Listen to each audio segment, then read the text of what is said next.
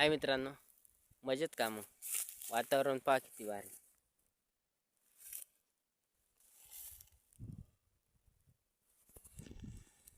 एक नंबर ना. कसं आहे ना, कोकणातली ना मज्जाच वेगळी राहते. एकच नंबर वातावरण यायला सुपर एकदम. पावसाळ्यात येण्याची मज्जाच वेगळी राहते.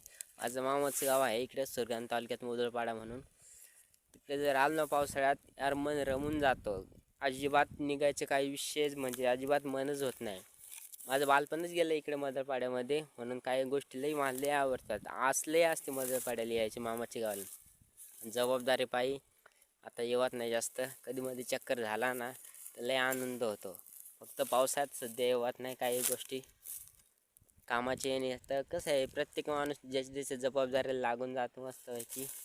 काय सांगा जास्त वेळ नाही भेटत फिरायला काही नाही. पण आलो ना तर एकदम मन ना लहानपणीच्या आठवणी ताज्या होतात. काय ते मित्र आम्ही खेळायचो. गोट्या म्हणा इटू म्हणा काही लपाछपी म्हणा काही लहानपणाचे खेळ काही गोष्टी. आंघाळ्या जायचं मस्तपैकी नदीला. पार नदीत मोठी नदी आहे. आपल्या इकडे लहान लहान नदी आहेत आमच्या इकडं. तुमच्या इकडे असेल मोठ्या नद्या बा पण आमच्या इकडे लहानल्या आहेत.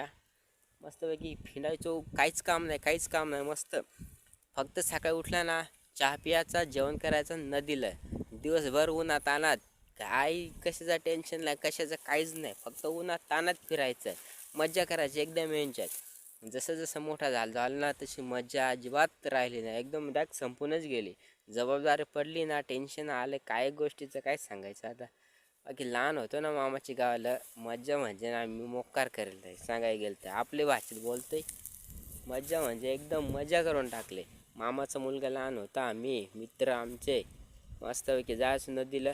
आंब्याच्या वेळेस ना मे महिन्यात आंबे पिकायचे. तिकडे वाड्या बिड्या भरपूर राहतात. जे कोकणात राहतात ना त्यांना माहीत असेल आंब्याच्या वाडे प्रत्येकाच्या घरी राहते. गेलो ना आंबा पिकलं ना बस आजी आणून द्यायची. मी त्याला आया सांगतोय सगळीच आयाच म्हणते. आया आणायचं आंबं कापून द्यायचे. हो खपात कोण नाही खायचा स्टार्टिंगला.